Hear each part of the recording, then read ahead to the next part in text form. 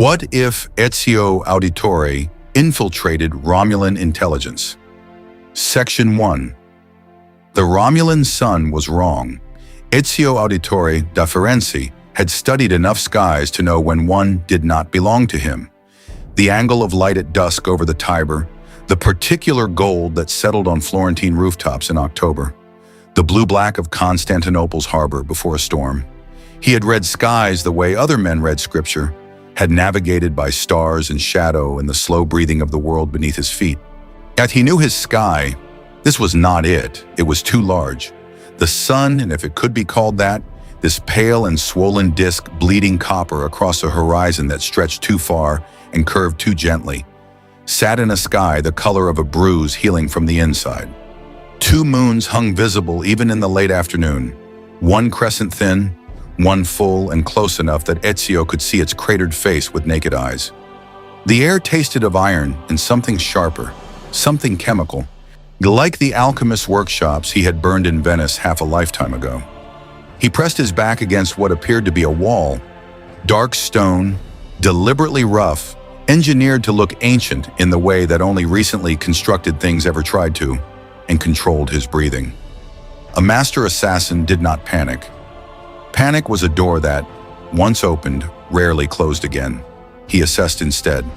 30 seconds ago, he had been in Rome, the year of our Lord, 1506. He had been 3 stories above the Campo de' Fiori, tracking a Templar courier through the lamplit streets below, his hidden blade already extended, his weight balanced on a ledge no wider than his foot. There had been a light, not firelight, not lightning, not the divine radiance he had witnessed twice in his life inside Isu vaults. Something else, something that reached through the air and grabbed him like a hand closing around his chest. And then, here, wherever here was. And he did not call out. He did not move from the wall. He listened. The city, and it was a city unmistakably, the purposeful noise of organized human life, the rhythm of population moving through constructed space, sounded like no city he had ever infiltrated. The voices were wrong, not the language which he could not parse at all, but the texture of speech, a clipped and controlled cadence that suggested a culture where emotional display was considered either weakness or danger. He had heard that cadence before, in the courts of men who ruled through fear. The footsteps were wrong too regular, too synchronized, the sound of people who had learned not to move carelessly. Through a gap between buildings, structures of dark metal and pale composite that rose without ornament, without the carved saints and merchant crests that marked European architecture, without beauty of any kind, he caught his first clear look at the inhabitants. They were not human. Ezio had encountered many things in his life that his grandfather's generation would have deemed impossible. He had spoken with the digitized consciousness of a woman dead for thousands of years. He had held artifacts that projected the voice of a being who had shaped human civilization like clay. He had accepted, piece by hard-won piece, that the world was larger and stranger than the church had ever permitted men to believe. He was not, therefore, a man easily unmade by the impossible. But these creatures, tall, angular, with sharply pointed ears and brow ridges that descended into the strong bones of their faces like architectural buttresses, moved through their streets with the contained energy of people who had learned that all emotion was a liability. Their clothing was dark and deliberately severe. Several wore armor, or something that functioned as armor, fitted close to the body and carrying no insignia that Ezio could read. Others wore robes of deep green and black that suggested rank without displaying it openly. The same instinct as a Borgia cardinal, he noted, who preferred to let others announce his importance. Eagle vision. The thought came before the choice, the way it always had. Ezio closed his eyes for one breath, then opened them with the sight active. The world shifted into its second language.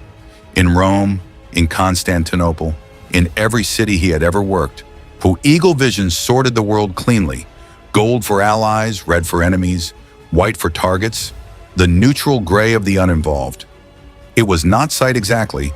It was closer to perception translated into color, a read of intention and alignment that his ancestors had designed into his bloodline, like a lock waiting for its key.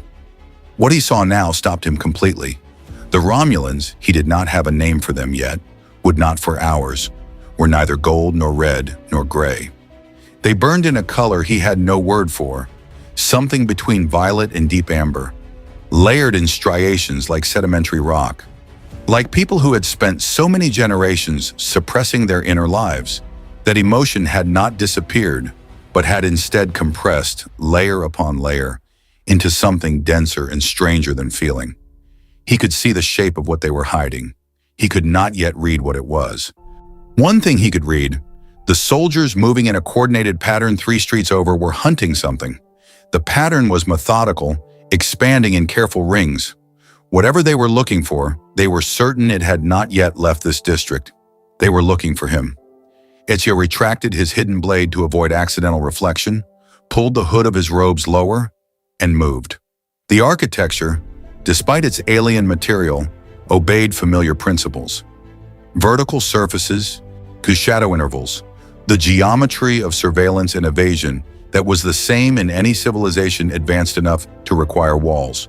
He found a drainage conduit running up the face of a residential structure and climbed it with practiced silence, reaching the roofline in seconds, flattening himself against the surface as a patrol passed 3 meters below. From the roof, the city opened before him. It was vast and it was beautiful in the way that power was always beautiful. Terribly. On without apology, towers rose against that wrong sky in deliberate asymmetry. At the city's heart, a complex of buildings surrounded by open plazas hummed with the kind of energy that Ezio associated with centers of authority: the Vatican, the Doge's Palace, the Sublime Porte. Places where decisions were made that ended lives. He would need information. He would need language. He would need to understand what he had walked into before he could determine what he intended to do about it. Tari, the assassin, settled onto the roofline of an alien city under an alien sun and began to learn. If you want to see more characters enter different universes, hit that subscribe button and drop the name of a character and the universe you'd want to see them in down in the comments below. Hope shines brightest in the darkest night.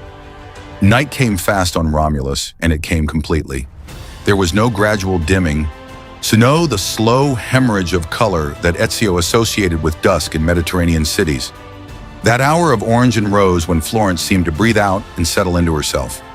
Here the copper sun simply descended below a horizon that swallowed it whole, and the 2 moons took over with a cold and disagreeable light that flattened shadows rather than deepening them. A city designed for surveillance, he noted. Minimal shadow architecture. Deliberate. Every pool of darkness had been engineered, in which meant every pool of darkness was also potentially monitored.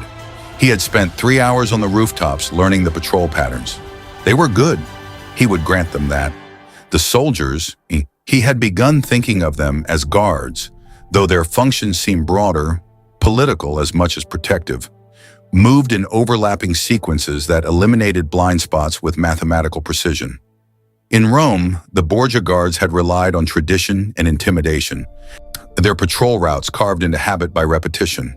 These soldiers moved as though the routes themselves were living things, shifting at irregular intervals to prevent exactly the kind of analysis Ezio was conducting. Someone had designed these patterns who understood how an infiltrator thought. He respected that.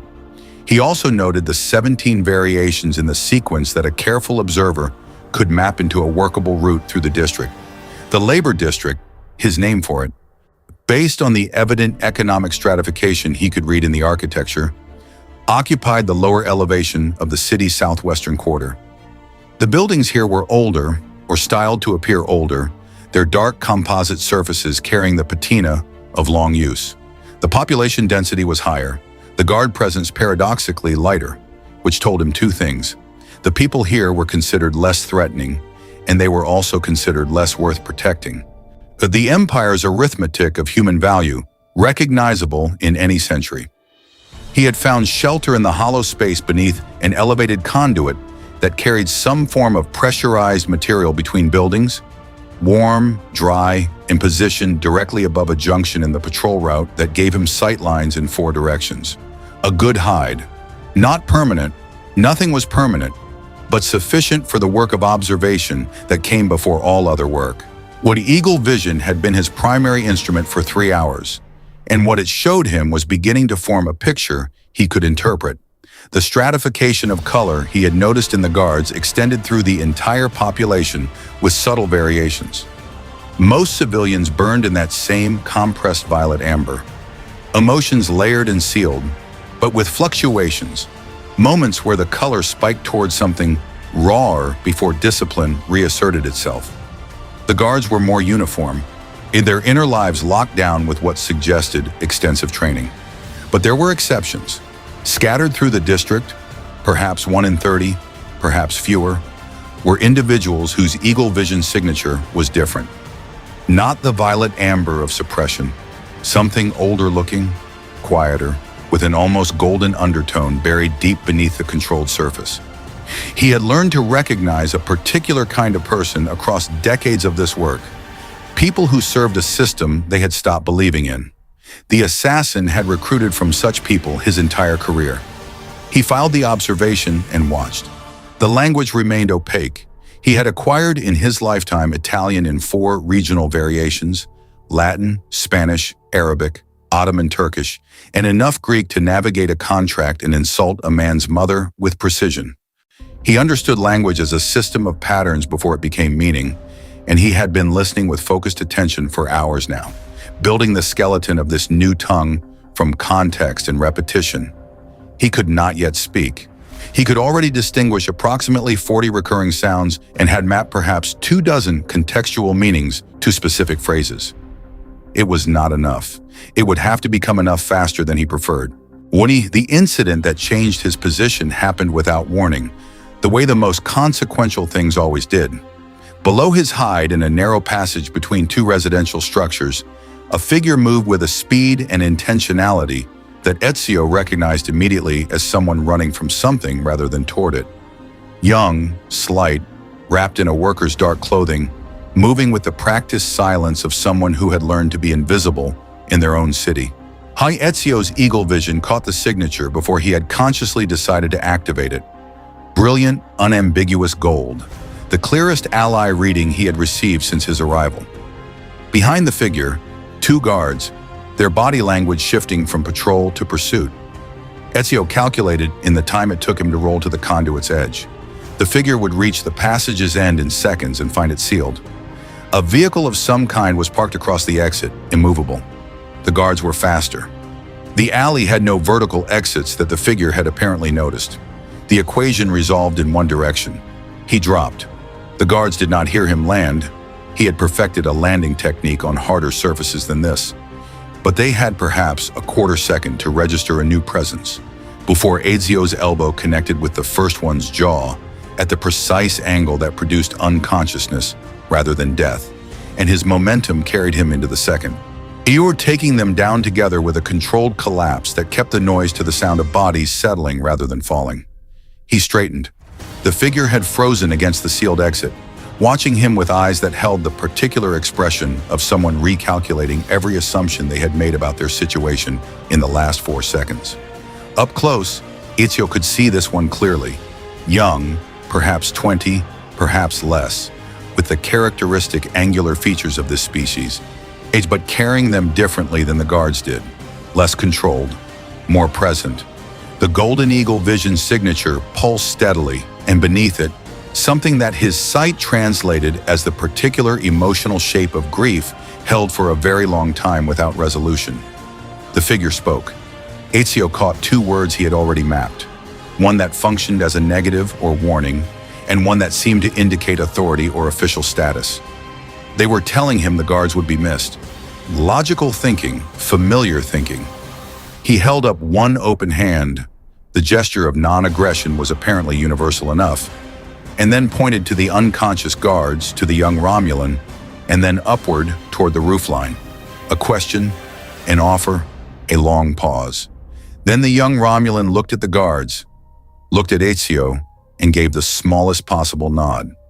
Ezio helped them up the conduit and into the height above. And the education that would determine whether he survived the next week began in earnest. Her name was Vela, and she had been hiding for 11 months. This was the first thing Ezio understood, assembled from gesture and repeated sound, and the particular body language of someone who had grown accustomed to making themselves small in spaces that were never quite safe. The second thing he understood was that she was a student, or had been. Before whatever had happened 11 months ago had ended that, because she carried the unmistakable habit of the academically trained, the tendency to organize information into categories before speaking, to reach for precision even when approximation would serve. The third thing, which took longer, was that she was connected to something called the reunification movement, and that this connection was the reason the guards had been pursuing her, and that this reason was, in the political vocabulary of this empire, approximately equivalent to heresy. He had known heretics before. He had bled for them.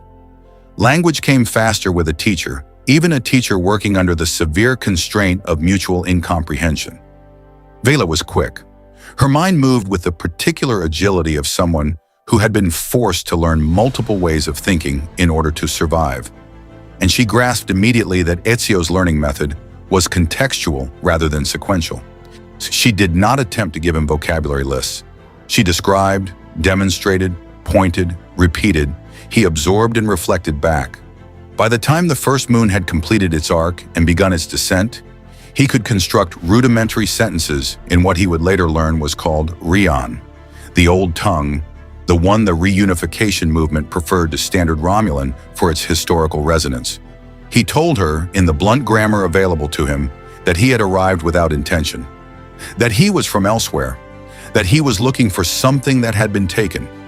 She told him, with a care that suggested she was selecting every word for its accuracy, that he was on Romulus, that the Romulan Star Empire controlled this world and much of the space surrounding it, that the organization responsible for this control, responsible for the guards, responsible for her 11 months of hiding, responsible for a great many things, she said, with a compression of expression that Ezio read as barely contained fury, was called the Tal Shiar.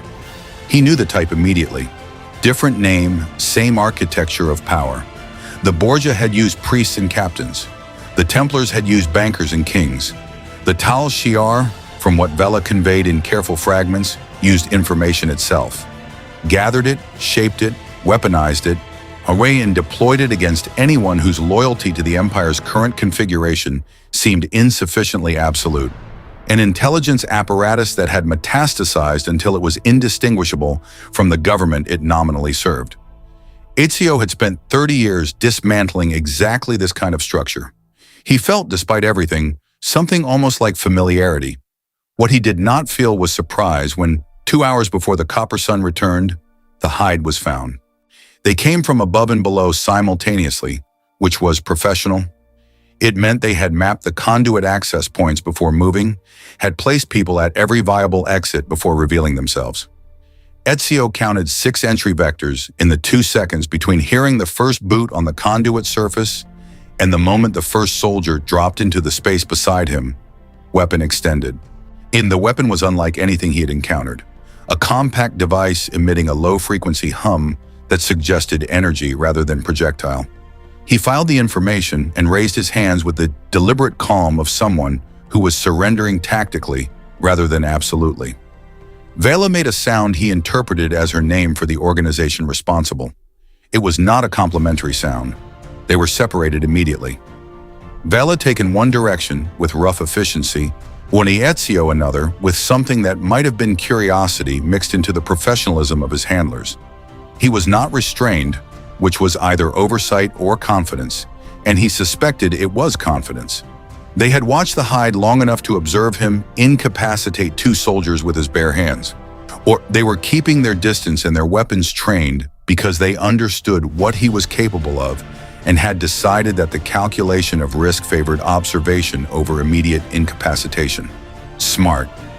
He would not disabuse them of their caution yet.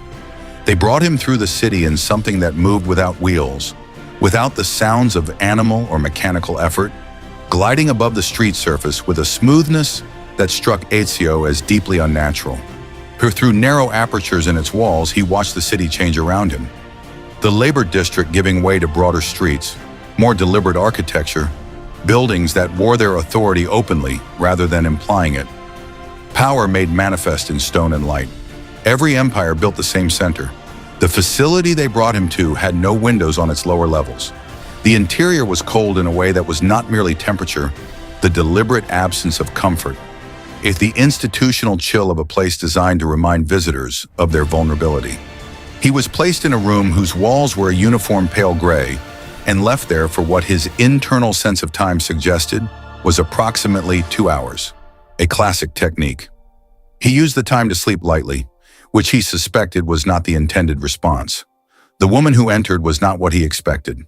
She was older, perhaps 60 by the appearance of this species, and though he had no reliable metric yet for their aging, and she moved with the particular economy of someone for whom physical efficiency was a professional philosophy rather than a trained habit.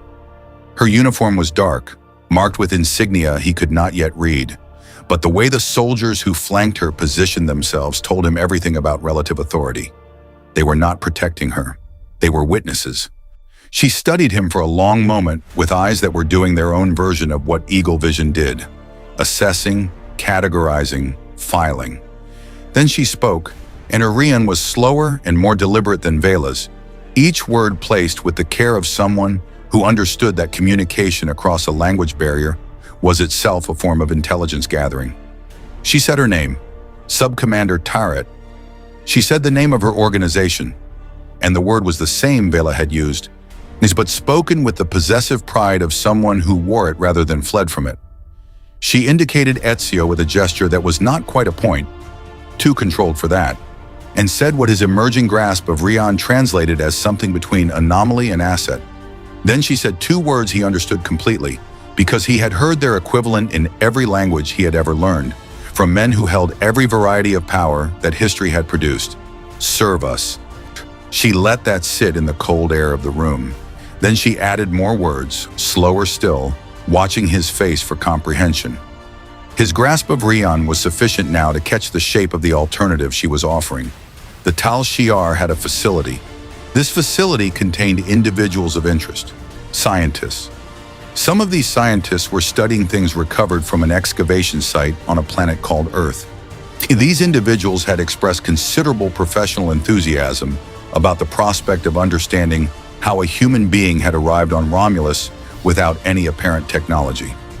Ezio held Tarot's gaze for a moment. The eagle vision he had not activated read her without effort.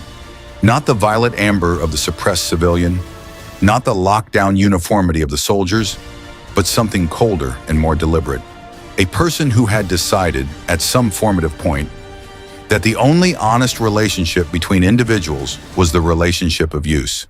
He had killed men for less philosophy than that, but he was one man in an unknown city, on an unknown world, with a young woman somewhere in this building whose fate was contingent on the next words he spoke. The Creed had never counseled suicide. The Creed had counseled patience and precision and the understanding that a target not yet reached was not a target abandoned. He met Tarot's eyes and gave her the slow, deliberate nod of a man who has calculated his options and chosen the only one that keeps him alive and moving. She smiled with exactly the warmth of someone who had never needed warmth to get what they wanted. The negotiation, such as it was, had begun. They gave him a room which was a cell with better furniture. He understood the distinction immediately. The difference between a space designed to break a person and a space designed to make a person compliant was architectural. And Ezio had been in enough of both to read the intention in the dimensions before he had fully crossed the threshold. The room was comfortable in a precise and calculated way. Adequate warmth, a sleeping surface of reasonable quality, food that arrived at regular intervals and was nutritionally sufficient without being pleasant. A gilded cage built by people who had studied what made captivity tolerable, which was also the study of what made captivity indefinite. Tarot had given him 3 days before his first assignment, a gift of acclimatization, she called it, in the careful Rian she used with him. He was improving hourly now, the language assembling itself in his mind the way all languages eventually did, through the relentless pressure of necessity. He used the 3 days with the same systematic attention he had given the rooftops on his first night. He mapped what he could see. He assessed what he could hear. He cataloged every guard rotation, every shift change, every moment of reduced attention that accumulated in any institution large enough to require a staff. He also thought about Vela. She had been brought here. He was certain of that much. The Tal Shiar did not release people who had seen what she had seen. Miron and the efficiency of his own capture suggested a surveillance apparatus that had been watching the labor district carefully enough to follow her to his hide. She was somewhere in this facility, and her continued existence was contingent on her continued usefulness, which meant he had a window that was not yet closed and would eventually close completely. On the second day, he asked to walk. It was a test as much as a request. He phrased it in Rion with sufficient grammatical care to signal that his language acquisition was progressing, which he wanted Tarrant to know, because a subject who was learning the language was a subject investing in their situation, and an intelligence operative who believed a subject was investing in their situation grew incrementally less vigilant. The request was granted with escort, and the escort was professional but not exceptional. Two soldiers whose attention was competent rather than inspired. He walked for 2 hours through the facility's permitted areas, noting everything with the peripheral vision that decades of this work had made instinctive. The facility was larger than its exterior had suggested, multi-level, with significant infrastructure below the ground floor. Laboratories, he suspected, from the energy signatures that hummed through the floor at certain points and the particular purposefulness of the white uniformed personnel who moved through sealed corridors with the absorbed attention of people for whom the work was the entire world. Scientists.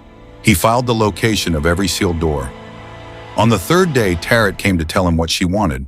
There was a gathering, a diplomatic reception hosted by a senator named Varric, whose household was considered loyal to the Empire's current praetor, but whose private correspondence, Tarrant said this with a precision that suggested the Tal Shiar had read every word of it, indicated a more complicated allegiance. Several individuals of interest would attend this reception. Tarrant wanted eyes inside that her own operatives could not provide, because her own operatives were known quantities in the world of Romulan political society, under faces attached to the Tal Shiar's shadow, whether they wished it or not. Ezio was not a known quantity. Ezio was, as Tarrant put it, with something approaching professional admiration, a face that no one in the Empire had ever seen. She wanted him to attend as a representative of a minor trading delegation from a distant system. The cover was already prepared, documentation provided in the form of technology he did not yet understand. Now a crystalline chip that apparently contained an entire fabricated identity. She wanted him to move through the reception, identify the individuals of interest she would brief him on separately, and observe any interactions that suggested the nature and extent of Varric's divided loyalties. Observation, social infiltration, reading a room full of people who were hiding their intentions behind the performance of political loyalty. Ezio nearly laughed. He composed his expression before it arrived. He agreed because agreement kept him mobile, and mobility was the only currency that mattered in his current position. But the assignment had given him something more valuable than Tarrant intended, a deadline. The reception was in 4 days, which meant he had 4 days to find Vela, make contact with the reunification network she was connected to, and establish an exit that did not depend on Tarrant's continued interest in keeping him functional. He found Vela on the evening of the third day. It was not through the dramatic violence of a rescue operation. That would come later, if it came at all. It was through the patient mapping of maintenance corridors that the facility's designers had considered beneath the notice of a prisoner who was supposedly acclimatizing to his comfortable room. The architects had done excellent work on the visible facility. They had given less attention to the infrastructure that kept it functioning, because infrastructure was always invisible to the powerful, which was why the assassin Brotherhood had always understood it better than their enemies did. He heard her voice before he saw her, a flash of Rien from an adjacent ventilation space, distinctive in its cadence, and spent 20 minutes working his way to a position where he could see through a narrow grate into the room beyond. She was alive and uninjured, which resolved the most immediate question. She was also, he realized with a recalibration of his assessment of her, not alone. 2 others occupied the room with her, older, more weathered, with the specific bodily language of people who had been in detention before and had developed a practiced relationship with its rhythms. One of them was speaking in a low, continuous murmur, and the others were listening with the focused attention of people receiving information they had been waiting for. Eagle vision through the grate gave him the same golden signatures he had read in Vela on the night they met. All three of them, allies or the closest thing available on this world. He spent another hour working his way to a position where the grate could be accessed from their side, then made a sound.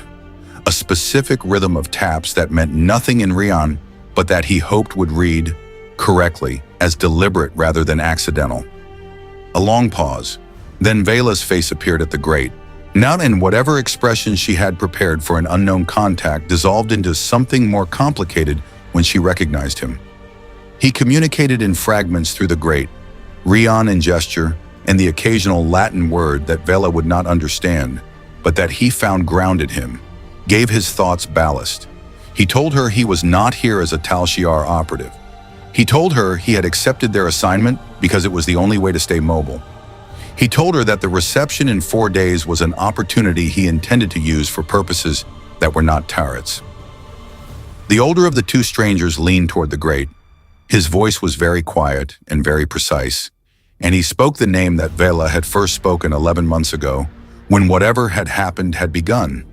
The name that anchored the reunification movement, the way Altair's name had once anchored everything Ezio had been taught to believe about the Brotherhood. Not as a living person, he was long dead, Ezio understood from context, but as a philosophy, a direction, Spock. The words settled in the space between them with the weight of something that had been carried a very long way. Ezio looked at the three of them through the grate, their golden eagle vision signatures pulsing with the particular emotional signature he now recognized as conviction held against sustained opposition, and thought of a courtyard in Florence, a father's body on the stones, and a young man who had not yet understood what he was becoming. He thought of the codex pages, of Yusuf, of every person who had chosen a difficult truth over a comfortable lie, and paid the price that such choices extracted. He thought of the creed, which had never promised safety, which had only promised that the work was necessary. He told them what Taret had told him about the reception, and he told them what he intended to do there that had nothing to do with mapping a senator's divided loyalties. And he asked them, in the rough and still assembling grammar of a language he had been speaking for 3 days, whether the reunification network had eyes inside Senator Varick's household. The old man looked at Vela. Vela looked at Ezio. Then she said a single word that his Rion had become good enough to translate without effort. Yes, the Brotherhood, it seemed. Way was the same in any star system. Different name, different sky. The same stubborn, essential refusal to let the powerful have the last word. Senator Varick's household smelled of ambition and old money, which was the same smell in any civilization that had invented both. The reception occupied 3 levels of a building that managed to be simultaneously austere and extravagant. Dark stone and controlled lighting, no decorative excess, but every surface was a material of considerable value presented as though value were simply the natural condition of things rather than a choice. The guests moved through it with the practiced ease of people who had attended so many such gatherings that the performance of attending had become indistinguishable from genuine presence. Ezio recognized the type. He had worked rooms like this in Venice, in Rome, in Constantinople, rooms where the conversation happening aloud was the least important conversation in the building. His fabricated identity held at the entrance without difficulty. The documentation Taret had provided was thorough, and the cover story, a trade representative from a system distant enough that his unfamiliar appearance could be attributed to regional variation rather than investigated, was the kind of plausible lie that required no active maintenance. He had been given clothing appropriate to the occasion, dark and fitted in the Romulan manner, with enough material at the collar to obscure the hidden blade without restricting its deployment. A small mercy or an oversight. Either way, he was grateful. He took a drink from a passing servant's tray, something cold and faintly bitter that he did not consume but held as social architecture, the way a man with a cup in his hand becomes furniture rather than presence, and began to move. And the first thing he mapped was the room's geography. 3 entry points besides the main entrance, 2 of which were being monitored and 1 of which was not. The security personnel were dressed as guests with a quality of disguise that would have deceived someone who had not spent 30 years in this profession. The weight distribution was wrong. The way they held their cups was wrong. The specific angle of their attention to the room's perimeter rather than its social center was wrong. He counted 9 of them on the ground level, estimated 4 more on the levels above based on the movement patterns visible through the open atrium. Tarrant had briefed him on 6 individuals. He found 5 of them in the first 20 minutes without appearing to look for any of them. Eagle vision transformed the reception into something between a painting and a tactical map. The standard violet amber of Romulan social suppression was present throughout. But here, in a room full of people with political stakes, the colors were more dynamic, flickering, shifting, the inner lives of ambitious people pressing against the discipline of their public faces with considerably more force than the labor district civilians had managed. He could read the room's actual emotional weather with a clarity that no intelligence operative using conventional means could have matched. And the weather was troubled. Near the reception's eastern wall, a cluster of 4 individuals whose official affiliations Tarrant had described as loyalist, displayed eagle vision signatures that did not match their body language in any way that simple social anxiety could explain. Something colder beneath the controlled surface. Something with the particular quality of people who had already made a decision and were managing the gap between their public position and their private commitment. He had seen that quality in Templar sleeper agents. And he had also seen it in assassin Brotherhood cells operating under deep cover.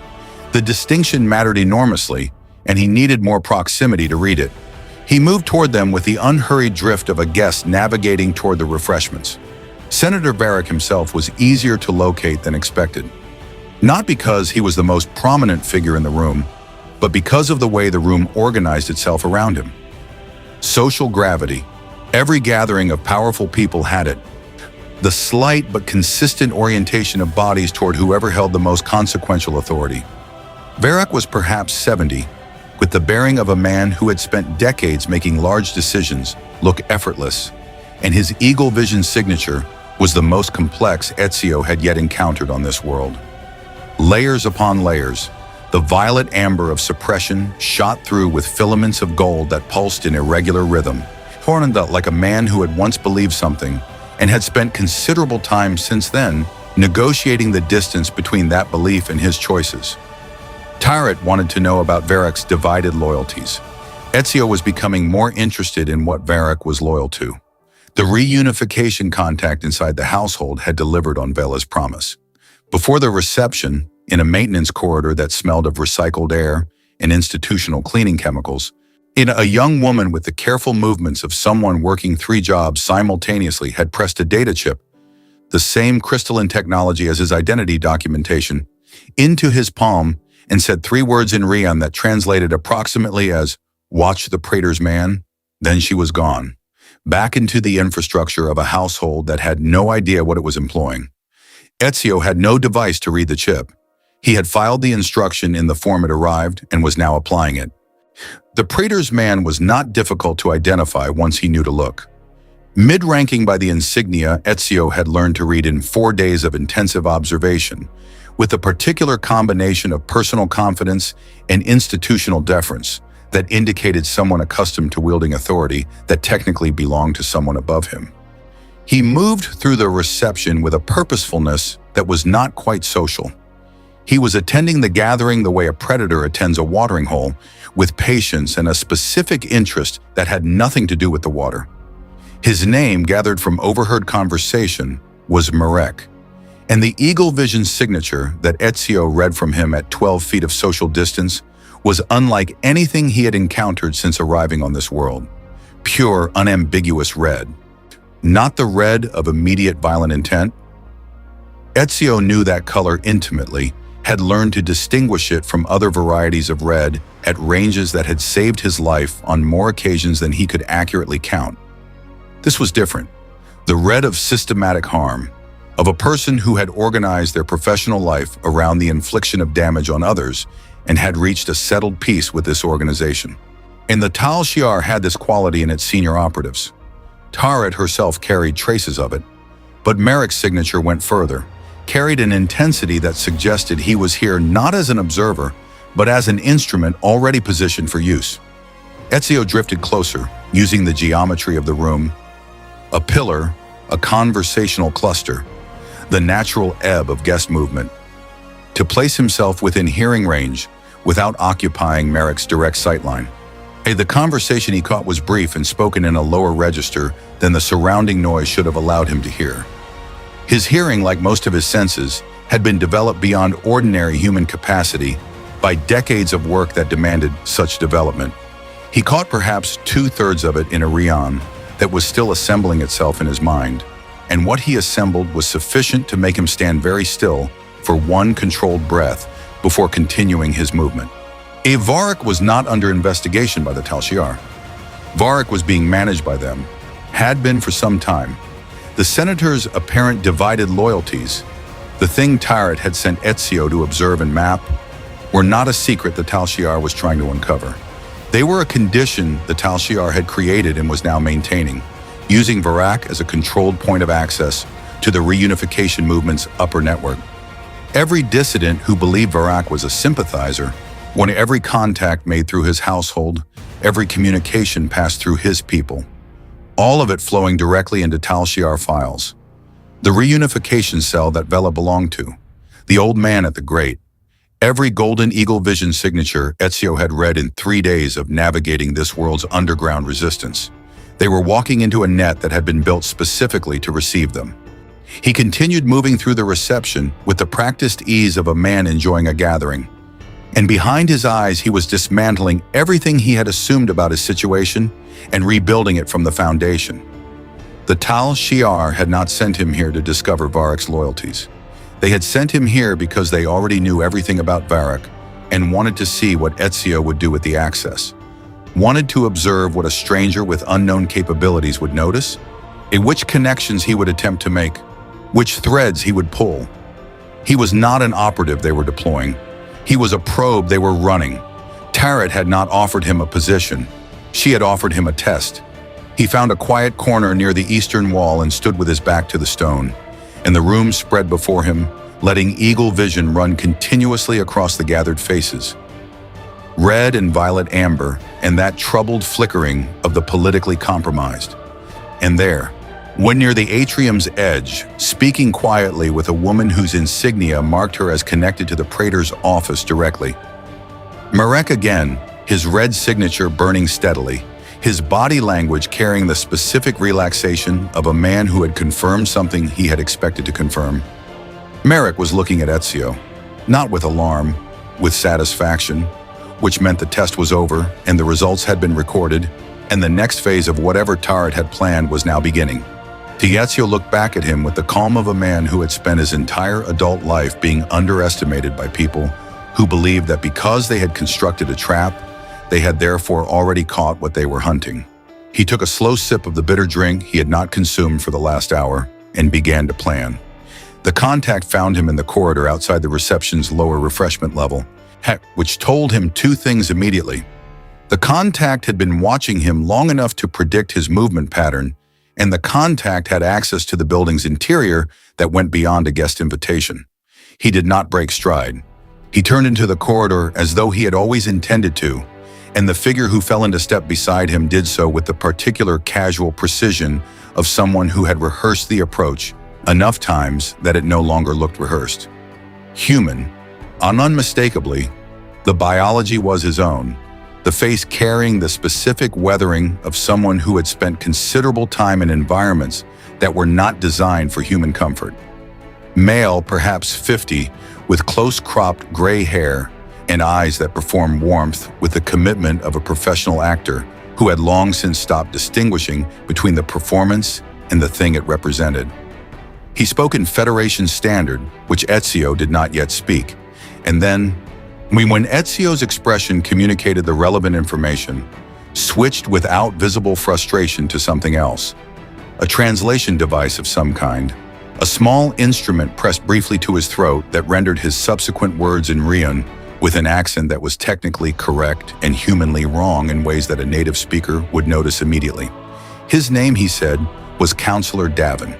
He represented certain Federation interests that operated, Honor, he said with a pause that functioned as punctuation, adjacent to official diplomatic channels. Ezio understood adjacent. He had spent his career in the space adjacent to official authority. The Brotherhood had always lived there, in the gap between what governments acknowledged and what they required. He said nothing and let the man continue. Davin knew who Ezio was. Not his name. That had apparently required several days of effort and access to resources Davin referenced obliquely. But what he was, what he could do, and most relevantly, the fact that the Tal Shiar had him. This last piece of information he delivered with the mild tone of someone describing a logistical inconvenience rather than a situation of genuine danger, which told Ezio a great deal about how Davin valued human life when that life was not strategically significant to him. So the offer was structured with the clean efficiency of something that had been prepared in advance. Extraction from Romulan space, transportation to Federation territory, resources, identity documentation. Real documentation this time, he said with a slight emphasis on real that was intended as criticism of Tal Shiar craftsmanship, and access to what he called consultation services, which Ezio translated internally as we will tell you what we want from you after we have you where we want you. When in exchange, the Tal Shiar operation that Ezio had apparently begun to map at the reception this evening, whatever he had learned, whatever he could still learn before extraction became necessary, Ezio listened to all of it. Then he asked in the careful Rion that was now approaching genuine fluency, what Davin's organization intended to do with that information. A pause. The warmth in Davin's eyes recalibrated slightly, not disappearing, but shifting register. Ona acknowledging that the question was more sophisticated than he had prepared for. The information, he said, would be used to protect Federation interests in the neutral zone, to prevent Romulan intelligence operations from achieving objectives that would destabilize the current balance of power. The usual architecture of justification that organizations constructed around actions they preferred not to examine in direct light. Ezio had heard this architecture before. He had heard it from Rodrigo Borgia, who had wanted to stabilize Italy. He had heard it from Templar grandmasters on 3 continents, every one of whom had explained, with complete sincerity, that the control they sought was for the protection of the people they were controlling. The instinct toward benevolent tyranny was apparently not limited to any single world. It traveled, it seemed, with civilization itself, a persistent virus that mutated to fit every new host. He looked at Davin with eagle vision running at full intensity. The signature was not red. He noted that carefully because it mattered. Davin was not Merrick, was not a person organized around the systematic production of harm. But neither was he gold. He was something in between, a color Ezio had learned to associate with people who had made a series of individual compromises that had accumulated without any single dramatic moment of choice, into a general willingness to treat other people as instruments. Not evil in the way that the Templars had been evil, with their conscious philosophy of control. Something more ordinary and in some ways more dangerous. A person who had simply never developed the habit of asking whether what he was doing was right, because the institutional framework he operated within had always provided sufficient justification to make the question unnecessary. This was, Ezio recognized with a cold clarity, exactly what he was being asked to become. He told Davin he would consider the offer. He said it with enough apparent sincerity to be believed, because a refusal delivered here, in a corridor of a senator's household, with Tal Shiar operatives in the rooms above, was a refusal that would eliminate options rather than preserve them. Davin gave him a communication method, another crystalline chip, this one apparently capable of transmitting, and departed the corridor with the same practiced casualness with which he had entered it. Ezio stood in the corridor for exactly the amount of time that appeared natural, then returned to the reception. He spent the next 40 minutes working the room with the systematic attention of someone completing an assignment, because the monitoring he was certain was occurring required him to appear to be doing what Tourette had sent him to do. He made 3 conversations that established his fabricated identity more firmly. He maneuvered close enough to Varric to read his eagle vision signature at intimate range, and what he found there confirmed and complicated everything simultaneously. The gold filaments in Varric's compressed violet amber were not the gold of the reunification dissidents, not the gold of genuine conviction operating under suppression. They were something older, more exhausted, the gold of a man who had once held a belief and had permitted incrementally its erosion. Not a true sympathizer, not a Tal Shiar loyalist either, despite everything. Something worse in some ways, a man who had stopped believing in any particular direction and was now navigating entirely by survival, supporting whoever in any given moment seemed most likely to leave him standing. A man like that was not an asset. He was a variable that could resolve in any direction depending on which pressure arrived with the most force. He was also, Ezio realized, deeply frightened. The fear was visible in the eagle vision beneath everything else, running through the layered signatures like water finding its level. Constant, controlled, old. The fear of a man who had been managed by the Tal Shiar long enough to understand exactly what management meant and what happened to those who failed to remain useful. Ezio felt something that was not quite sympathy, but occupied the adjacent territory. He had known men like Varric, had occasionally been forced to use them, had occasionally been forced to do worse than that. He found the reunification contact, the young woman from the maintenance corridor, near the service entrance at the reception's end, where staff gathered with the exhausted relief of people whose performance obligations were concluding. He passed her without eye contact and felt the data chip leave his palm and enter hers with a smoothness that 30 years of this work had made reflexive. On the chip, pressed in the morning before the reception, using a stylus and a technique of micro-inscription that the Brotherhood had used for generations, was everything he had learned. Merrick's identity, the controlled nature of Varric's apparent sympathies, the location of Tal Shiar monitoring positions he had mapped inside the reception, and a single question rendered in the Latin she would not understand, but that he needed to ask in a language that felt true. How many in your network have already been taken?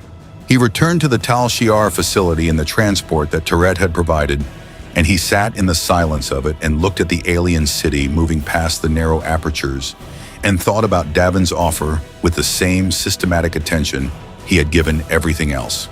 The Federation operative had resources. He had extraction capability. He had presumably the ability to get Ezio off this world and into something approaching safety, and he had offered this with the confidence of someone who was not bluffing about operational capacity. He had also, in the structure of his offer, revealed something he almost certainly had not intended to reveal. He had known about the Ezio artifact. Not by that name, he had called it the recovered technology, with the specific neutrality of someone using a term that had been officially designated. But he had known it existed, had known it was in Tal Shiar possession, and had not mentioned it in his list of things he wanted from Ezio, which meant it was either not valuable to him, which was unlikely given the energy the Tal Shiar was expending on it, or it was already a separate objective being pursued through separate means. And Ezio was being recruited for the intelligence layer of an operation whose deeper layer was already in motion. The Templars had operated exactly this way. Multiple tracks converging on the same objective, each team aware of only their own track, the larger design visible only to those at the center. Ezio had spent his life dismantling organizations that operated this way. He knew precisely how they worked, because he had learned it in the hardest school available, the school of fighting them while they were actively trying to kill him. He knew how to find the center. He knew what was required when you reached it. The facility's lights were low when he returned to his comfortable cell, and he lay on the sleeping surface in the controlled dark and stared at the ceiling and thought about two crystalline chips and the choices they represented, and the third option that neither Tourette nor Davin had offered him, because neither of them had yet understood what kind of man they were dealing with. Outside, the two moons of Romulus continued their indifferent transit across a sky that was still not his.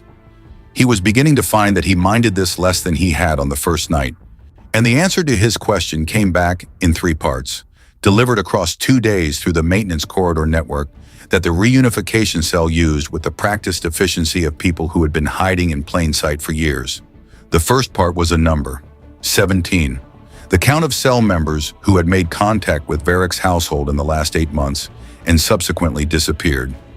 Not dramatically, See, not with the public theater of arrest and trial that empires sometimes used to send messages, but quietly in the manner of people who had been extracted from their lives with surgical precision and relocated to somewhere that generated no further information. 17 people who had believed they were reaching toward an ally and had instead walked into a closing hand. The second part was a location.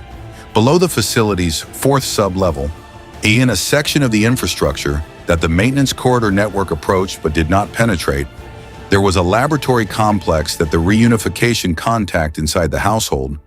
Her name, he had learned, was Ayla, and she had been inside for 3 years, which required a quality of sustained courage that Ezio recognized and respected without romanticizing. Had heard referenced twice in conversations she was not supposed to have been close enough to hear. The complex was called, in the administrative language of Tal Shiar internal documentation, the Reclamation Archive. The name was the kind of bureaucratic euphemism that organizations adopted for things they preferred not to name accurately. The third part was a word. Ella had pressed the chip into his palm with an urgency that departed from her usual careful calm, and when he read the inscription in the dim light of the maintenance corridor, he understood the urgency immediately. The word was Vela, as she had been moved to the Reclamation Archive 2 days ago. Ezio spent 1 hour sitting with this information before he moved, not from indecision. The decision had resolved itself in the moment he read the word, but from the discipline of a man who had learned that the difference between action and effective action was the quality of preparation compressed into the interval between them. He used the hour to complete the map he had been building of the facility's internal architecture, much to identify the 3 most viable routes to the 4th sublevel, to assess which of his tools remained effective in this environment and which required adaptation. His smoke bombs functioned. He had tested one in the maintenance corridor 3 days ago, and the chemical composition interacted with the facility's recycled atmosphere in ways that produced a denser and longer-lasting cloud than he was accustomed to, which was useful. His hidden blade required no testing. Its function was mechanical, and its materials were sufficiently robust. He had acquired, through careful pilfering from the facility's maintenance supplies over 4 days, 2 additional improvised options that he was less certain about, but included in his assessment as potential assets. He went down on the 3rd night. The route he chose used the maintenance conduits for the first 2 levels, then required a transition through a service corridor that carried a guard rotation he had mapped with sufficient precision to give him an 11-second window at its widest point. He took the window with 4 seconds to spare. Below the 2nd sub-level, the architecture changed. The design comfort of the upper facility gave way to functional infrastructure, exposed conduit and raw composite, and the particular aesthetic of spaces built for purpose rather than presentation. It easier to navigate invisibly, harder to navigate quickly, because the lower levels had compensated for their reduced aesthetic investment with more comprehensive monitoring systems. He spent 40 minutes covering ground that would have taken 10 minutes without the monitoring infrastructure. The Reclamation Archive announced itself through sensation before it announced itself through any visible marker. The floor carried a vibration at a frequency slightly below conscious hearing, the kind that settled in the chest and altered breathing in ways the body registered before the mind caught up. He had felt something similar twice in his life, in a Sioux vaults, in the presence of active pieces of Eden. The recognition was physical before it was intellectual, a resonance in the bloodline that his ancestors had engineered into him the way a key was engineered for its lock.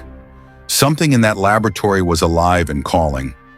The archive's entrance was sealed with the most sophisticated locking mechanism he had encountered in the facility. Multiple redundant systems, none of them the kind that yielded to physical manipulation. He spent 6 minutes observing the mechanism from the concealment of a service alcove across the corridor. And then he tried something he had not attempted since arriving on this world. Something he had held in reserve because he was uncertain whether it would function as it had in his own time, or whether this universe's different conditions would alter it unpredictably. He pressed his palm flat against the locking panel and directed eagle vision not outward into the room but inward, into the mechanism itself, looking for the thing that the Issue bloodline had always been able to find in their technology. The signature, the recognition protocol built into every artifact and every system they had ever created. The thread of connection between their engineering and the bloodline they had designed to interface with it. The lock opened, not with the smooth automation of a system responding to authorized credentials, with a sound that was almost organic, a release, a yielding, the specific quality of something that had been waiting. Ezio stepped through before he had fully processed the implications of what had just occurred, because the corridor beyond was monitored and processing could happen in a safer location. The Reclamation Archive was a single large space divided by transparent barriers into discrete laboratory sections, each containing equipment that Ezio could not name, but could read functionally from the posture and behavior of the personnel working around it. Scientists, 6 of them visible, hurried absorbed in the specific inwardness of people for whom the work had become its own entire world. On a central platform, suspended in a field of pale energy that held it approximately 1 meter above the platform's surface and rotated it slowly on an axis that corresponded to no gravitational logic, was the artifact. It was an apple of Eden. He had held 2 in his lifetime, had wrestled with their power, their seduction, the terrible clarity they offered, the capacity to see all things, to compel all people, to reach into the machinery of human will and reset it to any configuration the holder desired. He had understood each time why men had killed empires to possess them. He had understood each time why the creed required they be kept from those who would use them. This one was active. Had been active, he understood immediately for some time. The energy field suspending it was not the Tal Shiar's own technology, but the artifact's own output. The field a byproduct of whatever process the scientists had initiated in their attempt to understand it. They had not understood it. They had woken it. And in waking it, they had given it what every apple of Eden required to become genuinely dangerous. A signal to amplify. On a secondary platform to his left, connected to the primary by a web of conduit that pulsed in rhythm with the artifact's rotation, in was an array of equipment whose function resolved in Ezio's mind with a cold and sickening clarity as he read its orientation, its scale, its evident design purpose. A broadcast apparatus, planetary range from the scale of the power infrastructure feeding it. The Apple of Eden did not merely show truth and compel individuals. Yet in the hands of someone who understood its potential, or in the hands of scientists who had accidentally activated a function they did not understand, it could reach into the neural architecture of an entire population and rewrite the contents. Not with Darkseid's anti-life equation, not with the blunt philosophical instrument of mathematical despair, but with something more intimate and therefore more complete. It could make a planet of people believe it with the total conviction of genuine experience, whatever the holder wished them to believe. Silencing free will not by removing it, but by filling it completely with a manufactured truth. The Tal Shiar had not found a superweapon in the ruins beneath Florence. They had found something worse, a tool for the permanent and invisible subjugation of every mind on Romulus. A device that could make an entire civilization consent to its own captivity and experience that captivity as liberation. He stood in the concealment of the archive's entrance and looked at the apple turning slowly in its field of pale light. And the apple, he had no other way to describe what happened, no framework that made it less than what it was, looked back.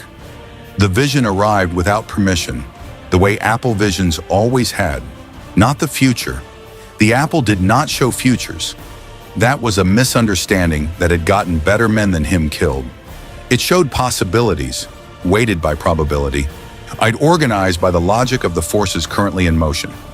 What it showed him now was Romulus, the city above, the population moving through it with the contained emotional compression he had read in his first hours here. But in the vision, the compression was different in quality. Not the disciplined suppression of a culture that had learned to hide its inner life, but the total absence of inner life. The specific emptiness of people whose capacity for genuine thought had been replaced with whatever the holder of the artifact chose to put there. He had seen this before. In the Apple's visions, in the Borgia's ambitions, in every Templar plan that had reached its logical conclusion. The dream of perfect order achieved through the elimination of the thing that made order necessary. The irreducible human insistence on thinking for oneself. The vision released him. he became aware, as it released him, that he was not alone in the archive. Vela was here, on the far side of the transparent barrier that divided the laboratory's eastern section, seated on a low surface with her knees drawn up and her eyes fixed on the apple, with an expression that he read immediately as the expression of someone who had been in proximity to the artifact for long enough that it had begun to speak to her too. She had not noticed him yet. She was entirely absorbed in whatever the apple was showing her. He needed to reach her before the vision took her somewhere she could not return from. He had seen what extended apple exposure did to unprepared minds. He did not intend to see it again. He assessed the 6 scientists, the monitoring systems, the distance to the barrier, 1 in the 11 seconds of distraction that a smoke bomb deployed at the archive center would generate in people whose orientation was toward the artifact rather than the room's perimeter. 11 seconds was enough. It had always been enough. He reached into his belt, and the apple's pale light caught the movement, and for one moment its rotation paused, and the light it cast fell on him with a directness that felt like recognition. Then he threw the smoke bomb and moved. He reached Vela in 9 seconds. The smoke filled the archive with a density that the facility's recycled atmosphere amplified exactly as he had observed 3 days ago, and the scientists responded to it with the organized alarm of people for whom an unexpected variable in a controlled environment was a category of crisis that their training had not fully prepared them for. They moved toward the monitoring systems rather than the exits, which was professionally correct and tactically useful. It meant they were facing away from the direction Ezio was moving, and their attention was divided between the environmental emergency and the artifact, which had responded to the smoke with a pulse of light that intensified the chaos considerably. He reached the transparent barrier, found the seam, applied pressure at the point that the barrier's construction suggested was its weakest articulation, and it yielded with a sound absorbed by the general noise of the situation. He crossed to Vela in 3 steps and put his hand on her shoulder with enough firmness to interrupt whatever the apple was showing her, without enough force to replace one disorientation with another. Her eyes found him, focused, cleared.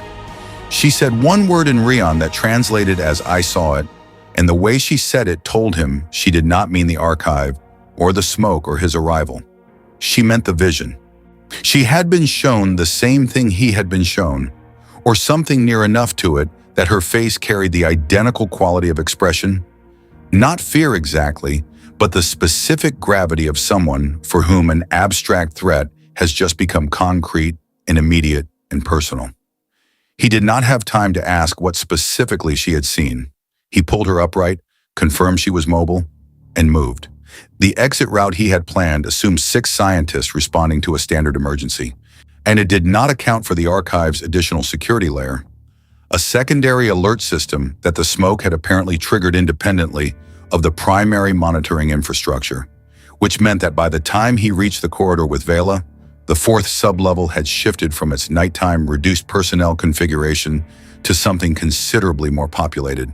He counted 8 new signatures through the corridor's bend before he rounded it, adjusted the route immediately, and Austin took the maintenance conduit access that added 7 minutes to the extraction but reduced the signature count to 2. The 2 were manageable. He delivered Vela to the reunification cell's secondary location, a space in the Undercity that the old man, whose name was Sarek, had identified through the maintenance corridor network as the safest available fallback. And then he sat in its low light and told them everything. The apple, the broadcast apparatus, the 17 missing. Varrick's managed sympathies, Davin's offer and what it concealed. The full picture assembled from 4 days of systematic observation and one vision that had shown him what the completed picture looked like. Sarek listened without interrupting. He had the stillness of a man who had spent enough time in dangerous situations to understand that panic was a luxury available only to people whose circumstances were still recoverable by action. When Ezio finished, and the old man was quiet for a long moment, and in that silence the apple's pale light, which Ezio could still see when he closed his eyes, the persistence of its image impressed on his vision like the afterimage of looking at a flame, seemed to pulse in the darkness behind his thoughts. Then Sarek told him about Senator Pellis. Pellis was not one of Terret's 6. He was not connected to the reunification movement, not a dissident, not a figure who appeared in any of the intelligence Ezio had accumulated. He was, by Sarek's careful account, a loyalist of the old pattern, devoted not to the current Praetor's political configuration, but to the Imperial Senate as an institution, to the legal architecture that theoretically governed the Tal Shiar's mandate and theoretically required senatorial authorization for operations of the scale that the broadcast apparatus represented. Theoretically, because the Senate's oversight authority had been progressively eroded over the last decade, and the Tal Shiar's operations had long since outgrown the boundaries that senatorial authorization was meant to impose. What remained of that legal architecture was largely ceremonial, with one exception. The broadcast apparatus required, under imperial law, that the Tal Shiar had not yet found a mechanism to circumvent a senatorial activation code. Not because the law was strong enough to stop them, it was not, and everyone in the relevant positions understood this, but because the apparatus had been built during a period when the legal requirement had been taken seriously, and its engineering reflected that period. The code was not a formality that could be bypassed. It was load-bearing, embedded in the apparatus's fundamental operation in a way that removing it would require rebuilding the apparatus from its foundations. Senator Pellis held the activation code, had held it for 11 years, appointed to the Oversight Committee by a Senate that had believed 11 years ago that oversight was still meaningful. The Tal Shiar had not moved against him because the code's transfer required a living holder. An additional provision of the original engineering, anticipating exactly the kind of coercive pressure that intelligence organizations applied to people in possession of things they wanted. Nar Pellis could not be coerced. He could not be replaced. The code died with him, and without the code, the apparatus was inert regardless of whatever the Apple's amplification could provide. Ezio sat with this for a long moment. Then he asked the question whose answer he already partly knew, but needed to hear from someone who had been on this world long enough to know it completely. Was Pellis going to give the code willingly? Sarek's answer was not a word. It was the expression of a man delivering information that he understood was going to cost something, and that he did not know how to soften without making false. Pellis had been summoned to the facility, was there now, in the upper levels, in a meeting with Taret that had begun 2 hours ago. The Tal Shiar had not been idle during Ezio's 4 days of observation. They had been moving their own pieces simultaneously, on a timeline that Ezio had not been positioned to see because he had not yet known what he was looking for. The meeting was not a coercion, it was a presentation. Taret was showing Pellis the apple, showing him what it could do, showing him the broadcast apparatus and its potential, framed in the language of imperial security and civilizational protection, and the specific vision of order that every authoritarian apparatus had always used to justify the instruments of its power. Pellis was not a Templar. He was not a villain. He was, by everything Sarek described, a man of genuine institutional loyalty, a believer in the Senate's purpose, in the Empire's better nature, who had spent 11 years as the last functional check on an operation that had been waiting for the right argument to unlock him. And Taret was very good at arguments. The apple would help. The apple, Ezio knew from experience that cut down to the bone, was extraordinarily persuasive. Not because it deceived. It did not need to deceive. It showed truth, or a version of truth sufficiently accurate to be indistinguishable from it, organized and presented in a way that made the conclusion the apple wanted the viewer to reach feel like the conclusion the viewer had always been moving toward. A man who believed in order, shown with perfect clarity a vision of what order fully achieved could look like. The crime eliminated, the dissent resolved, or now the population unified in a peace they would experience as chosen rather than imposed, was not being manipulated in any way he would recognize as manipulation. He would simply become certain, and when he was certain, he would give the code. Ezio looked at his hands in the dim light of the reunification cell. The hidden blade's housing ran along his left forearm, its familiar weight the same here as it had been in Florence, in Rome, in Constantinople. His father's blade, Altair's blade, every mentor's blade, passed down through generations of people who had believed that the work of preventing the powerful from seizing absolute control was worth the cost of doing the work. The cost was sometimes this. He knew what the creed said. He had recited it at 17. had had it tested out of him by decades of impossible situations until what remained was not the recitation, but the understanding beneath it.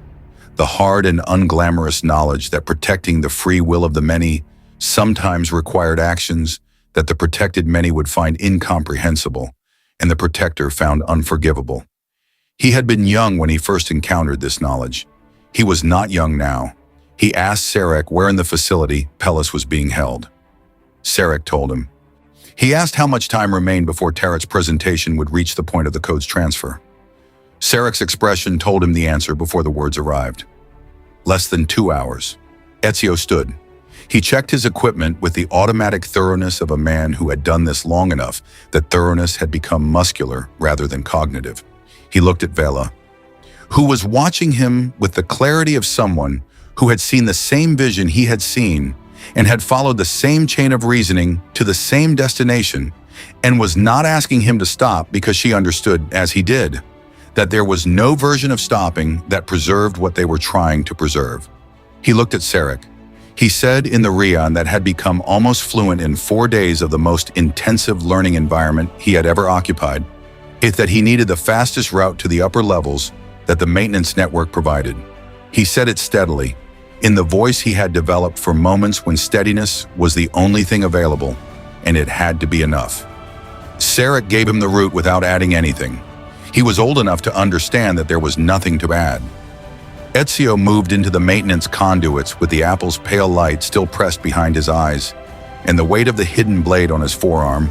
Adrian, the understanding, worn smooth by 30 years of carrying it, that the creed did not promise its adherents comfort or clean hands or the luxury of choices that cost nothing. It promised only that the work was necessary and that the work continued.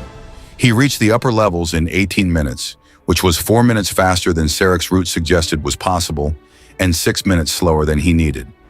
He knew it was 6 minutes slower because the sounds coming from the conference room at the facility's 3rd level, a room whose location he had mapped on his 2nd day from the particular convergence of guard density and administrative traffic that always accumulated around spaces where consequential decisions were being made, had changed in quality by the time he reached the maintenance access point adjacent to it. The measured, a formal cadence of Taret's presentation voice had given way to something quieter, more intimate, the specific register of a conversation between two people who have arrived together at a conclusion. He pressed himself against the wall beside the access grate and listened. Taret was speaking in a low, almost gentle tone that he had not heard from her before. The warmth she deployed for Pellis was a different instrument than the cold professional warmth she had used with Ezio, more genuine in its construction, calibrated for a man whose institutional loyalties ran deeper than his personal ambitions, and who therefore required a different kind of persuasion. She was describing what the apple had shown her when she first encountered it, not the broadcast apparatus, not the political architecture of what the Tal Shiar intended. Something more personal. A vision of Romulus without the reunification movement's fractures, without the neutral zone's permanent tension, without the slow hemorrhage of resources and lives that the Empire's current configuration required. A world at peace with itself. She believed it. That was the most dangerous thing. Ezio had fought Templars who used the apple's visions cynically, who deployed its imagery as a tool of manipulation, while remaining personally untouched by what it showed them. Taret was not that. The apple had shown her something she had perhaps already believed. We had organized and clarified and made luminous a vision of order that she had been working toward her entire career, and what she was offering Pellis now was not manipulation, but genuine conviction. The most persuasive force available to any human being in any universe. Pellis responded. His voice was older, more careful, weighted with the 11 years of holding a code that had felt increasingly ceremonial and was now suddenly in this room, in the presence of the apple's pale light, feeling like the last meaningful thing he had been entrusted to do. He was not agreeing yet, but the resistance in his voice was the resistance of a man who was losing an argument he had not fully prepared to make, against a position he had not fully anticipated would be this coherent. Ezio had perhaps 3 minutes. He went through the grate. The conference room was smaller than the archive, designed for exactly this kind of meeting. What intimate enough to feel like conversation rather than presentation? The lighting calibrated to the warm end of what Romulan aesthetic sensibility considered comfortable. Tarot stood near the room's center with the apple floating above her open palm, not restrained in an energy field now, but held in direct contact, its light running up through her arm and illuminating her face from below with the specific quality that Ezio associated with the moments before an apple's persuasion completed itself. Ipella sat across from her, an older man than Ezio had expected, with the bearing of someone for whom dignity was not performance but habit, and in his face the visible progress of a conviction being dismantled and replaced. Two guards at the room's entrance. Both turned at his entry. He took the first with a movement that the second did not have time to process before Ezio was already past him. The smoke pellet deployed not in the room's center but at the doorway, sealing the entrance with a wall of chemical density that the corridor sensors would read as a containment event and respond to by locking the facility's internal doors. A detail he had learned from 4 days of observing the facility's emergency protocols, and which gave him approximately 90 seconds before override procedures returned mobility to the upper-level personnel. The second guard he caught at the wrist and redirected, using the momentum of the guard's own movement, into the wall with sufficient force to produce unconsciousness without permanent damage. The guard settled to the floor with the sound of someone sitting down quickly. Tarot had not moved. She was still holding the apple, still facing him. The warmth had left her expression entirely, replaced by something that was not quite surprise. She was too controlled for surprise, but was its close professional relative, the recalibration of a very capable person encountering a variable that her models had not included. Pellis was on his feet.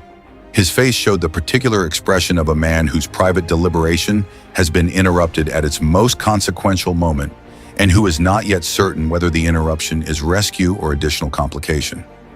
Ezio looked at Tarot and the apple, and made a calculation he had been making in various forms for 30 years. He said, in Rion that was now clean and nearly unaccented, that she needed to put it down. She responded that he did not understand what he was preventing. She said it without anger, with the patient certainty of someone who believed that if he could be made to see what she had seen, he would reach the same conclusion she had reached. She extended her arm slightly, the apple tilting in her palm, its light reaching toward him with the particular intentionality of an artifact that understood the bloodline it was encountering. He felt it, the pull. The apple recognized him, had recognized him in the archive, was recognizing him now with greater intensity. The resonance between his Isu-engineered bloodline and its own Isu-engineered consciousness, producing a connection that was nothing like what Tarot was experiencing. She was seeing the apple's curated vision. He was hearing, and beneath the vision, the apple's actual voice, the processing intelligence that his ancestors had built into it, that spoke not in language but in pure conceptual transmission that his bloodline translated automatically. It was afraid, not the apple. The apple did not experience fear, but it was transmitting fear. Had been transmitting it, he understood now, since the moment the Tal Shiar scientists had activated the broadcast connection.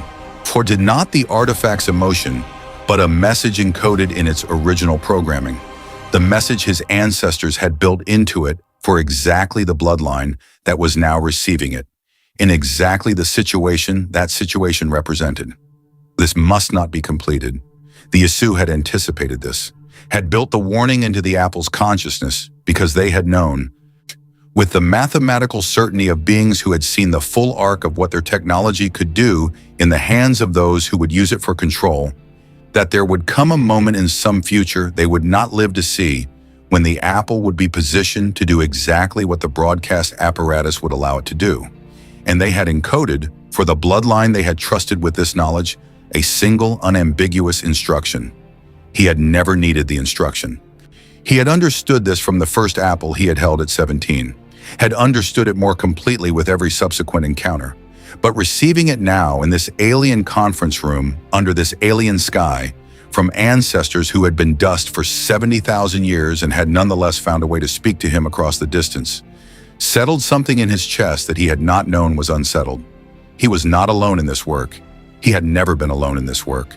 He moved toward Tarot, When she stepped back, and the apple's light intensified between them, and he said, quietly in the voice he reserved for moments that required the truth to carry its own weight without assistance, that he had held two of these in his lifetime, that he knew what they showed, that what they showed was real enough to be completely persuasive and incomplete enough to be completely wrong, that the vision of order the apple offered was accurate in every detail except the one that mattered, that order imposed by eliminating the capacity for disagreement was not order. It was silence. And the difference between order and silence was the difference between a living civilization and a very well-organized grave. Tarot's expression did not change, but her grip on the apple shifted. A micro-adjustment that his years of reading body language translated immediately as doubt, creating itself in a person who had not permitted doubt entry until this moment. Not because of his words, because the apple had heard them and had responded to the bloodline transmitting them, had shifted its own output slightly in the direction of a resonance that she could feel as well as he could. And what she was feeling now was not the curated vision of Romulan peace, but the apple's older, colder, more honest assessment of what completing the broadcast connection would actually produce. Pellis saw it.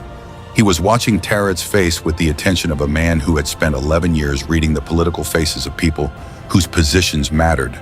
And what he saw in her face now was the specific expression of someone whose certainty has developed a fracture. Ezio was 3 feet from her when she made her choice. She closed her hand around the apple. Not to use it, to deny him it, a reflex. The gesture of someone whose conviction was fracturing and who responded to fracture by holding more tightly to the thing the fracture was about. He caught her wrist with his right hand and the apple with his left, and the moment of direct contact between his bloodline and its surface produced a flash of light that had no color he could name, that illuminated the room with a brightness that lasted perhaps half a second and left behind it a silence that felt structural, as though something that had been vibrating at the room's foundation had suddenly stopped. The apple's light went cold, not dark. It still glowed, still rotated slowly in his palm when Tarot's grip released it. But the quality of its light had changed from the warm, persuasive luminescence of an active broadcast to something quieter and more fundamental. A standby state. He had seen this before, when an apple was removed from a power source it had been connected to, or when the connection it had been building toward was severed before completion. The broadcast apparatus, 4 levels below, had just lost its signal. Tarot stepped back. The professionalism held. Her face did not collapse, did not produce the melodrama of a villain confronted with defeat. Because she was not a villain in the way that word was usually meant, and what she was experiencing was not defeat in any simple sense. It was the specific experience of a person who has been completely certain and has just encountered the outer boundary of that certainty and does not yet know what exists beyond it. She looked at the apple in his hand, then at him. Then she looked away, and in the looking away there was something that was not admission, but occupied its territory. Pellis had not moved. When Ezio looked at him, the senator's eagle vision signature had changed. The layered complexity had resolved into something simpler, the gold filaments no longer buried under the compressed violet amber, but present at the surface. The specific expression of a man who had been on the edge of an irreversible decision and has found himself, by some combination of forces he does not fully understand. No longer on that edge. He said one word, a question, and the Rion translated as, "What is that thing?" Ezio looked at the apple in his palm, its cold and quiet glow, the 70,000-year-old consciousness of his ancestors pulsing in the rhythm he had learned to recognize as something between acknowledgement and exhaustion. He said, "A warning that someone built into the world a very long time ago for people like us in moments like this." Pellis looked at him for a long moment. Then he nodded once. Eyed with the gravity of a man making a decision he will spend a long time afterward examining. He said that the code would not be given. Somewhere in the facility's 4th sub-level, the broadcast apparatus sat in silence, and the apple of Eden rested cold and still in the palm of a Renaissance assassin standing under a sky that was not his own. And the planet of 3 million people above them continued its ordinary revolution around a copper sun On each of those 3 million people carrying inside them the irreducible, ungovernable, absolutely ordinary freedom to think whatever they chose to think, which was, as it had always been, in every world and every century, the only thing worth crossing any distance to protect. The facility's lockdown lasted 4 hours, not because the Tal Shiar lacked the operational capacity to resolve it faster. They were, and by any measure Ezio had developed across a lifetime of fighting organizations like them, extremely good at what they did. But because the situation they were resolving was not the situation they had prepared to resolve. Their protocols assumed a containment failure, an extraction attempt, a dissident action originating from outside the facility. What had occurred was more complicated than any of those. In complicated situations required the kind of institutional deliberation that even the most efficient intelligence apparatus could not compress beyond a certain minimum. Ezio used the 4 hours. He moved Vela and Sarek and the 3 other cell members who had been sheltering in the Undercity's maintenance network to the location the reunification contact inside Varrock's household had identified as the network's deepest fallback, a space so far below the city's inhabited levels that the monitoring infrastructure had not been extended to cover it, for the same reason that the powerful never fully mapped the foundations of the structures they inhabited. If they considered the foundations beneath their attention, the assassin Brotherhood had always considered the foundations the most important room in any building. He carried the apple. This required a decision he made without the luxury of extended deliberation, which was the condition under which most of his significant decisions had been made. He could not leave it in the archive. The Tal Shiar would recover it. We would rebuild the broadcast connection with whatever additional precautions the evening's events had taught them were necessary, and the next person positioned to prevent the completion would be less well-equipped than he had been. He could not destroy it.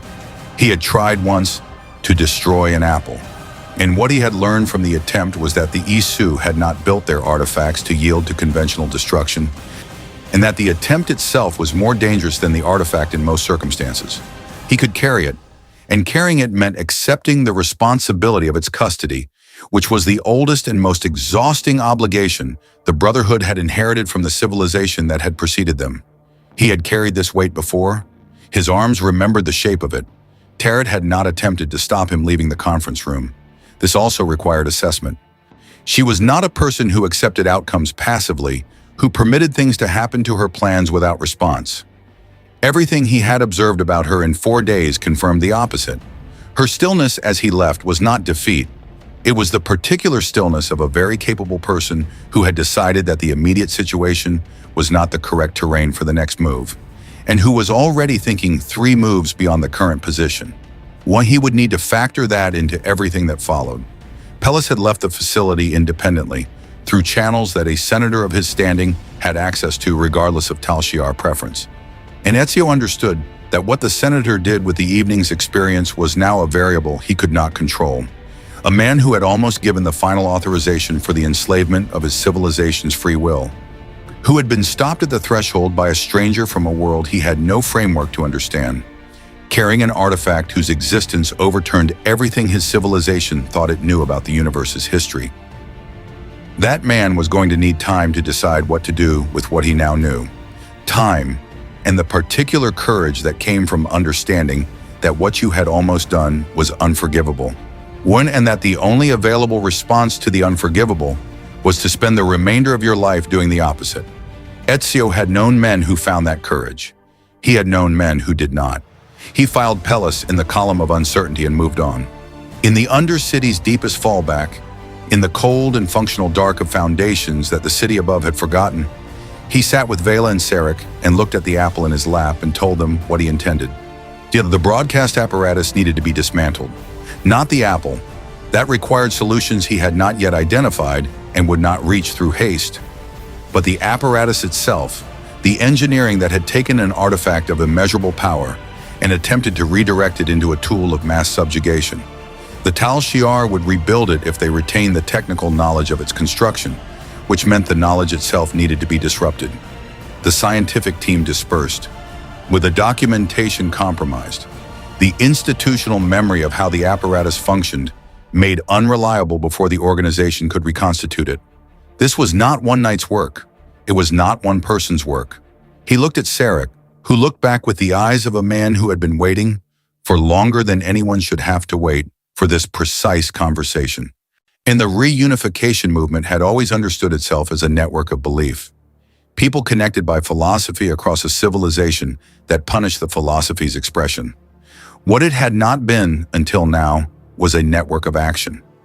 The distinction was the difference between the early Brotherhood, before Altair had understood that the creed required more than contemplation, and what the Brotherhood had become under his reorganization. Something leaner and more purposeful and far more dangerous to the things that deserved to be endangered.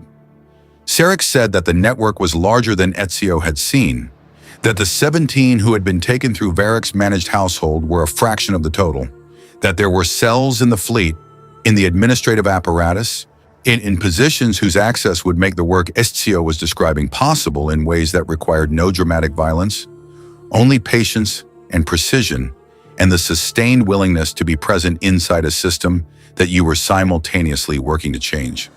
Ezio thought of Mario, of La Volpe, of every person who had built the Roman Brotherhood from nothing in a city that had wanted them destroyed. And he asked Sarek what they called themselves when they needed a name that was not the reunification movement. Something operational, something that could be written in a record without explaining what it was.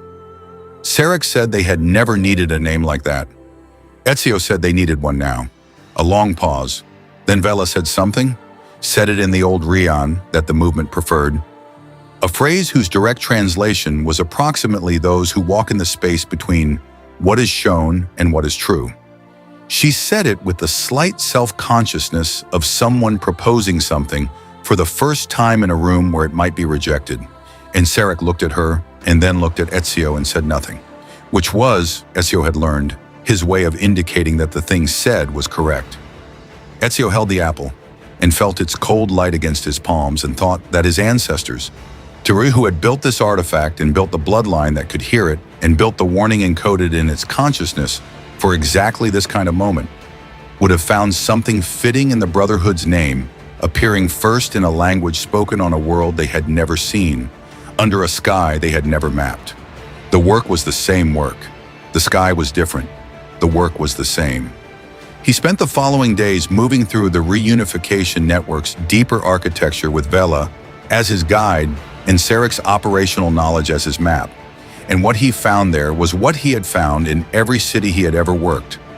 Not an absence of good people, but an absence of connection between them.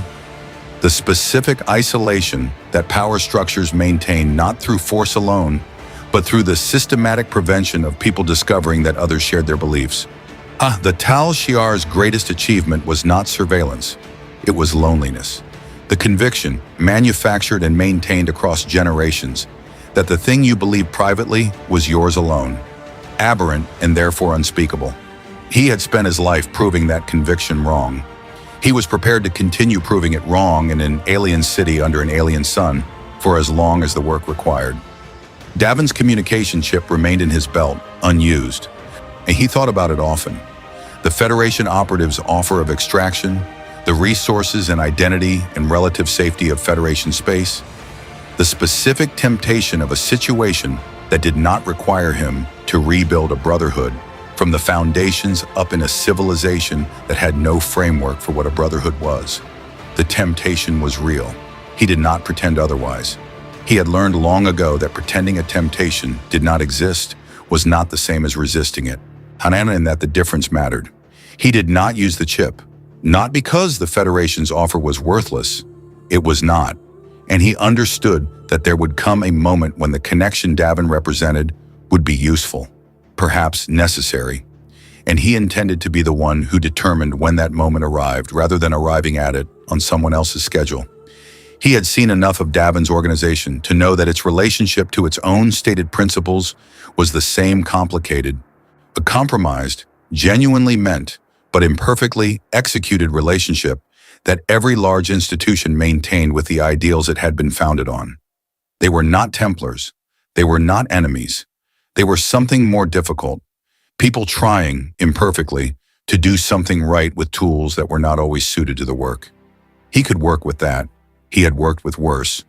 On the 7th day after the archive, he climbed to a rooftop in the labor district, the same district where he had first landed, first observed, first read an alien sky, and found it wrong. And he sat in the pre-dawn dark with the apple resting against his knee and looked at the city spread below him. The copper sun was beginning its approach below the horizon, bleeding its particular light into the bruise-colored sky. The two moons were setting simultaneously, a conjunction that the city's population apparently considered significant, because even at this hour there were people in the streets. Small groups gathered at intersections and elevated platforms, watching the moons descend with the shared attention of people participating in something communal. Voices carried upward, too distant and too numerous to distinguish, emerging into the generalized sound of a civilization's ordinary life, continuing regardless of what was happening in its Tal Shiar facilities, or its senatorial conference rooms, or its undercity maintenance networks. The sound was not so different from the sound of Florence at dawn, or Rome, or Constantinople. People eating and arguing and loving each other, and making things and breaking things, and trying, against consistent evidence to the contrary, to build lives that meant something. For the irreducible, ungovernable fact of 3 million people's inner lives happening simultaneously, without coordination, without the apple's guidance, without anyone's permission. He had crossed the distance that separated his world from theirs without choosing to. He would cross it back eventually. When the work here had reached a point that could sustain itself without him, when the network was connected and the apparatus was dismantled, and the Brotherhood he had not come here to build had become solid enough to stand. Until then, Romulus had a new shadow moving through its undercity, a shadow that spoke old Rion with a slight accent that nobody had quite heard before, that appeared and disappeared from places it should not have been able to reach. That left behind it the specific evidence of a guiding principle. Not safety, not order, not the managed piece of a civilization whose free will had been replaced with something more comfortable, but the older, harder, more demanding thing that the creed had always offered in lieu of comfort. The freedom to be wrong, the freedom to choose, the freedom to think whatever you chose to think in the dark of your own mind. Which no apparatus and no artifact and no intelligence organization in this or any other world had the right to touch. Ezio Auditore Infiltrated pulled his hood against the pre-dawn chill and watched the moons of Romulus set, and the apple sat cold and quiet in his hands. And somewhere in the Tal Shiar's upper levels, Tarot was already preparing her next move. And somewhere in Federation space, Davin was filing a report that described the previous week's events in language carefully chosen to obscure what had actually occurred. And somewhere below the city's surface, the people who now called themselves by a name that meant those who walk in the space between what is shown and what is true were learning to be something they had not known they could be. The copper sun crested the horizon. The sky was still wrong, and he was beginning to suspect it always would be, and that this was not the problem he had initially taken it for. The work had only begun. In the days that followed, the reunification underground moved differently, quieter and more purposeful, with the specific efficiency of people who had stopped waiting for permission to act and started acting. The apple rested in a vault that Ezio and Sarek constructed in the deepest level of the fallback, sealed by mechanisms that blended Assassin Brotherhood craft with Romulan materials in ways that neither tradition alone could have achieved. Tarot rebuilt her case files, her patience the patience of an institution that had centuries to work with. Pellis returned to the Senate and said nothing publicly and nothing privately, and the quality of his silence was watched by everyone with sufficient access to notice it. And on a Federation starship crossing the neutral zone, in what appeared to be a routine patrol, a signal officer logged an anomalous transmission. Brief, encoded in a format that did not match any known Federation, Romulan, or Klingon protocol, originating from somewhere inside Romulan space. The signal contained no words, no images, no data recognizable as intelligence. Only a symbol. Geometric, precise, ancient.